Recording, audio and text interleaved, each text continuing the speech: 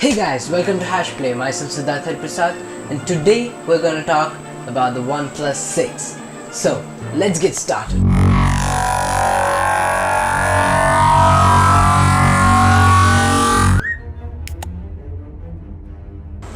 So, as many of you know, I started this channel with the unboxing of the OnePlus 6 for the Unbox OnePlus Challenge. Now it has been about 4 months and I think it's time for an update. So let's begin with the specs I have. I have the base model, that is the 6GB RAM 64GB storage version in the mirror black color. You can see the shine there. Mirror black, fingerprint magnet. Okay, getting back to specs. It has a 6.28 inch optic AMOLED display. That's the standard for all the OnePlus 6s, and all the OnePlus 6 run on a Snapdragon 845. And in the camera department, we have 20MP and 16MP camera, dual camera setup on the back, and a 16MP camera on the front. The 16MP camera on the back is optically image stabilized, giving smooth shots of video while recording on the OnePlus 6. Though the company does not provide an IP rating for the device, their company claims that it is dust, splash and water resistant up to a certain extent. It boasts a 3300 mAh battery that charges up for daily usage in about 30 minutes. Now, enough of the tech stuff. Let's get to the real part. How it is to use and how has it held up for my heavy usage for the past 4 months. Let's go.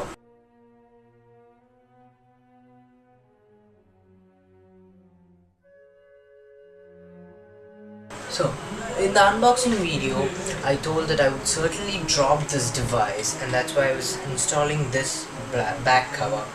Well, I did drop it, not once, but twice. And thanks to this in-the-box back cover and the already installed screen protector, my device is as good as new. So, let's get into the unlocking part, shall we? So, as you can see, it's pretty fast. Even the face unlock and the fingerprint sensor. Yeah, I'll show you the fingerprint sensor now. Let's see where you can see both. Yeah, right here. See, that's pretty fast, right? There.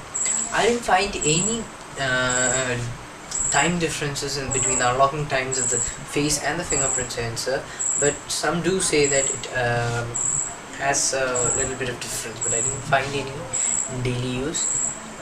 But saying that, I did find the face unlock failing at times, at certain angles, at low lights, but it's very rare and it's totally ignorable because it's very rare that happens. Plus, the face unlock on the OnePlus 6 does not work in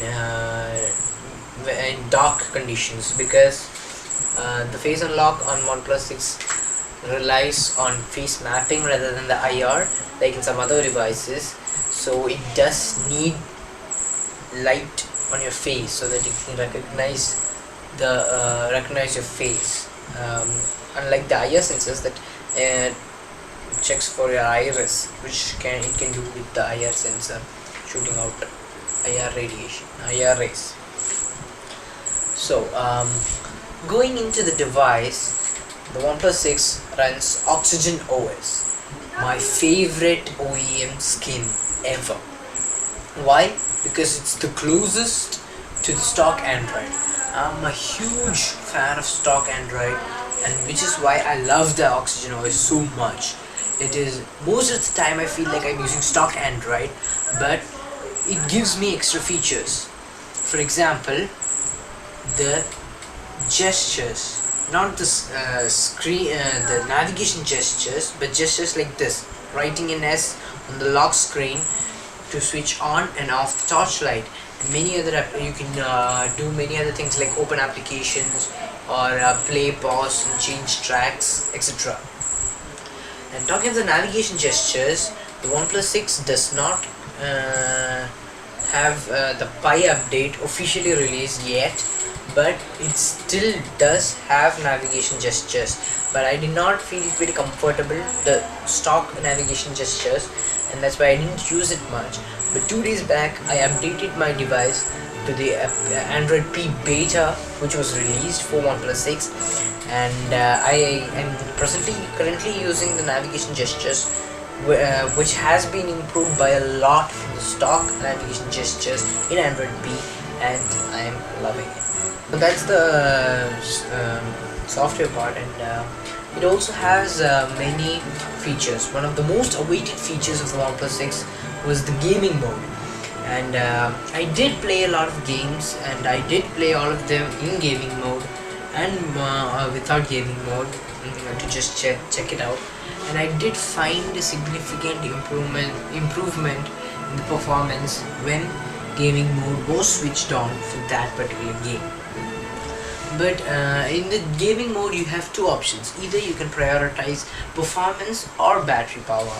In performance mode, it does tend to draw a lot of power from the battery, thereby draining your battery faster, but it gives you better performance. But if you are on power crunch and you need to play games but you don't want the battery to drain fast like normal, so you can use the battery efficiency in the gaming mode to lower down the battery usage.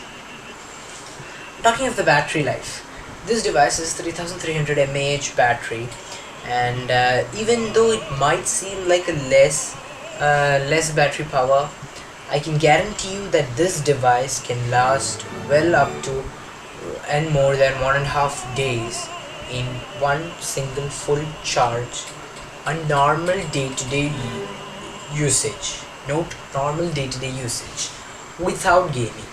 If you do put in light gaming in between, you can go up to a day before having to recharge it, and that is mainly because I've put it in gaming mode with performance orientation. If you put it with battery orientation, maybe you can go to 2 days even with gaming. What about the camera? Well, the camera can do 4K 60 FPS video back cam, and along with 1080p 60 FPS and 4K and 1080p at 30 FPS. It does slow motion very well.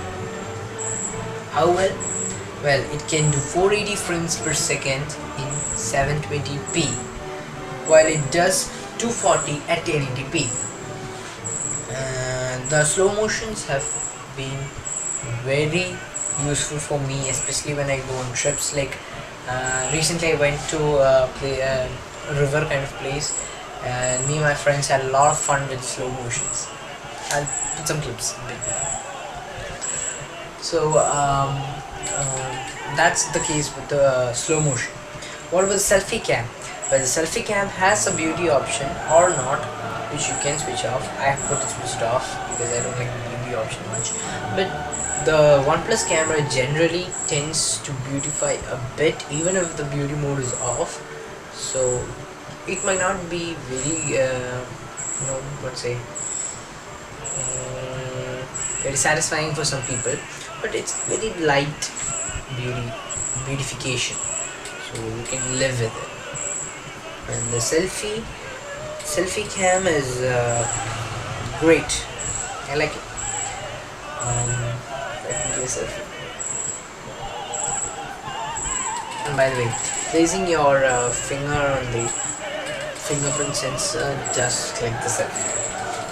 So I'll be putting up a few pictures of the selfie out there for you guys to check while I take one more selfie. So I've taken two now, one with beautification mode on, one with beautification on full, and I'll take one more with beautification on half, so that you can kind of see the difference. Well, next let's look at the portrait mode, shall we? The portrait mode works pretty well on both the front and the back camera. For example, I'll show you the image here.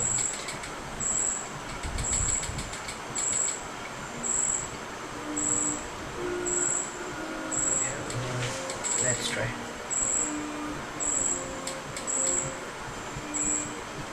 Okay, that's the back cam, and now one for front cam. Okay, so so that's how well it captures portrait mode. So that's the camera department. One department that I'm not at all satisfied with is the audio department. And I'm partly satisfied because it does have a headphone jack, and thank goodness, and I know why they included it now, because the single downfiring speakers do not satisfy anybody. It is loud, it's very loud, it gets very loud in full volume, but it tends to get muted on our hand placement. Like if you hold a beat for watching video like this, like half the sound is gone. Okay, now what if you hold it like this, like this, then the sound gets fired back to you with the help of your hand, but it's not comfortable all the time. And what if you hold it like this or with the other hand, then the sound just goes off away from you, it doesn't come directly to you. So that's where the headphone jack comes a lot in use. So I mostly use my earphones when viewing content on this device. So another thing that I would like to add is that the Snapdragon 845 and the Adreno 630 GPU comes to a lot of use when I'm busy getting the chicken dinner. And I have been playing a lot of hardcore games and demanding games on this device, and I've seen that it almost all of the time performs very well, but the device tends to heat up on longer gaming sessions, but it is kind of usual for smartphones to get heated up. But the battery does tend to drop, but that is, as I said before, is because I've put it in the performance mode, gaming mode. Another thing that I would like to say is that the lasting of the battery power is aided a lot by this glass back, enabling for better Wi-Fi and LTE reception, thereby reducing the battery power needed for getting a proper connection. So what's my verdict on the device? Well, when I spent 35,000 rupees on this device, when I bought it, I did feel a bit bad for myself for spending so much money on a smartphone. But now I can confidently say that this device is worth much more than 35,000 rupees.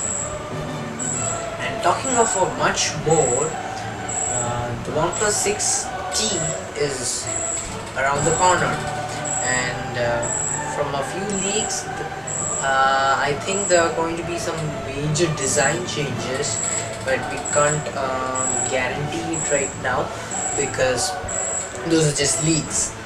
But I'm sure there will be spec bumps like all the Ts of the OnePlus devices. The OnePlus 6T is also going to have better specs than the OnePlus 6, and for a marginal price increase. So if you're in the market for a smartphone that performs like a flagship, but you have to pay like half the price of the flagship, and you want it right now, go for the OnePlus 6. Don't wait for anything, just go. The OnePlus 6 comes in various models and various colors. It has the base model that's 6GB, 6GB RAM, 64GB storage, mirror black edition, and the mirror black also comes in 8GB RAM version and 128GB storage for 39,999 rupees.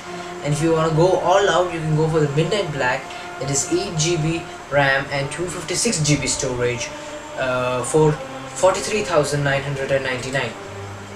I've linked to these in the Amazon links in the description below. and now it also comes in a red color.